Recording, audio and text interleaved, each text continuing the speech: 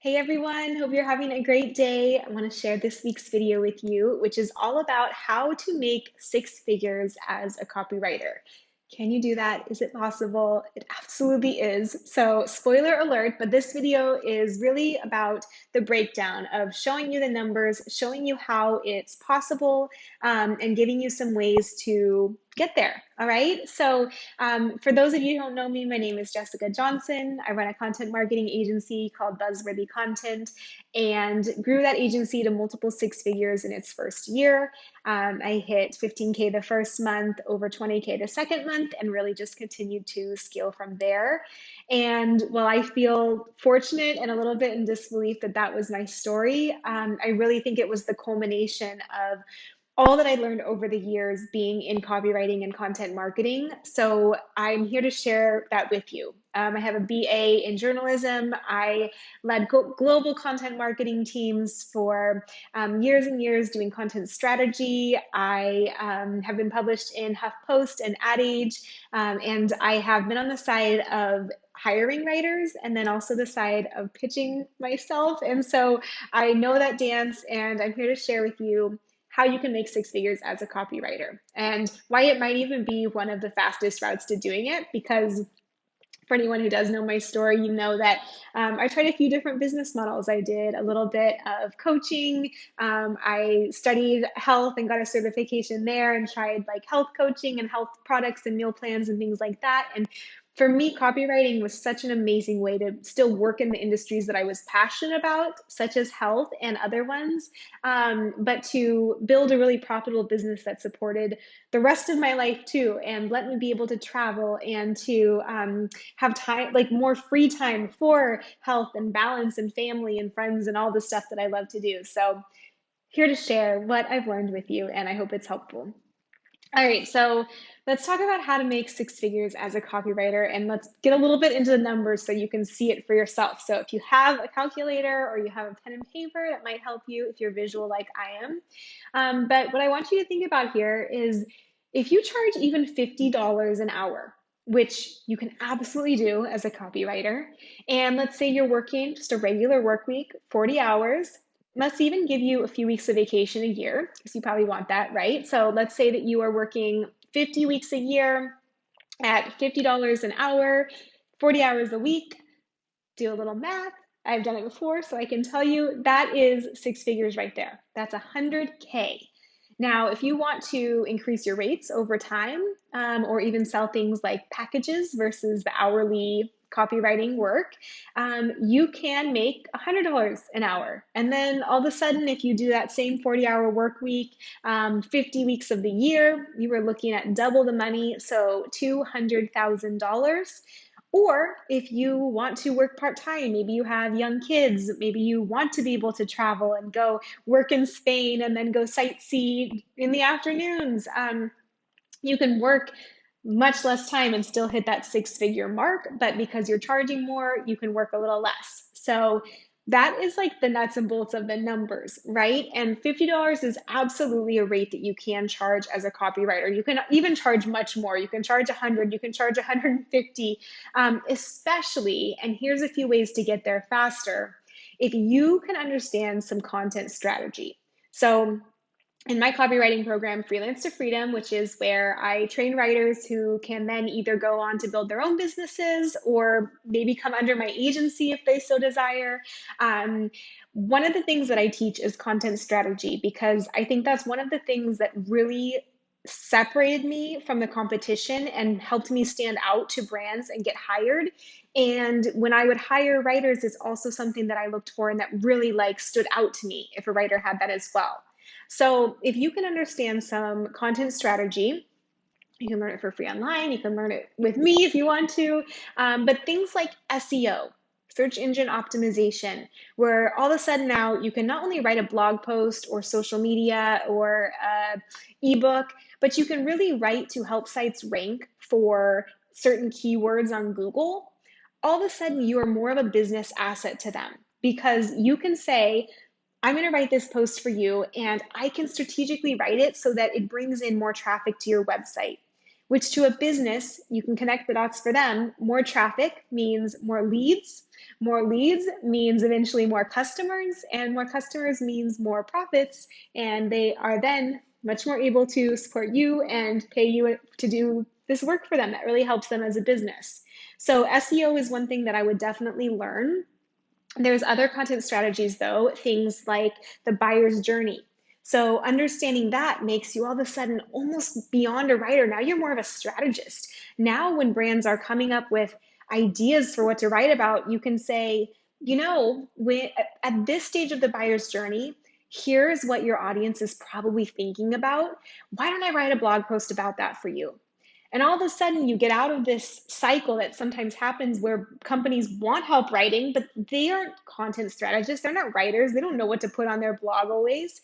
So now you can say, every single month, I can offer you 4 ideas for blog posts. So I'd be happy to. I'm a content strategist. I know the buyer's journey. And so I can reach your audience at every single stage, whether they're just starting to realize they have an issue that they need to solve, whether they're discovering you as a potential solution, or whether they're debating between you and your competitors, and show them why you are the brand to help them. Do you know how good that sounds to brands? Do you know like what a relief that is even to a VP of marketing who's like, oh, you can not only write, but you can help with that? Yes, please, like take my money. Like I would love that because it's such a win-win for everyone, you and the brand. So as a partnership, that can be really helpful. I mean, there's a million other content strategy things. Another one is, buyer personas, just really being able to write with the audience in mind. But that would be a way to show that you are not just any old writer, right? Like you are not just entry level. You are not just learning this whole thing. You know content strategy, you know SEO. All of a sudden, you are such an asset to those brands that you can really justify rates of 50 or 75 or $100 an hour. Another thing that I would do is test different niches. So for me, one thing that I learned early in my business is that certain sizes of companies were much easier to work with and to build a six-figure business with. So at the outset, I would work with these new brands, right? Because it was fun and I was so excited to help them build their business. And while that is an amazing thing to do if that is your specialty, for me, it was harder in ways because they were brand new businesses themselves. Like they didn't have the budgets to pay for a content writer at that point. They wanted to do a lot more themselves, as they should at that stage. And so for me, if I had kept pursuing those, it would have taken me a lot longer to replace a corporate income or a six-figure salary. So I learned pretty quickly that something that helped me was working with more established brands and companies. And they knew their vision, they had the budgets, they knew what they needed a writer for, and they knew what work and cadence they needed every single month. So all of a sudden, I could get on these contracts with them where every month I'd get 4 blog posts to write. And then I knew every single month I had this recurring income coming in. And so it became really easy to get another one of those clients, and then another one, and then another one. And all of a sudden, I had 4 really substantial recurring clients where I didn't have to constantly be going out and finding new one because I was booked, right? And so then I could raise my rates because all of a sudden I'm more in demand or I'm hiring a team. And so it becomes much easier there to, you know, basically name your price and be worth whatever the value is there.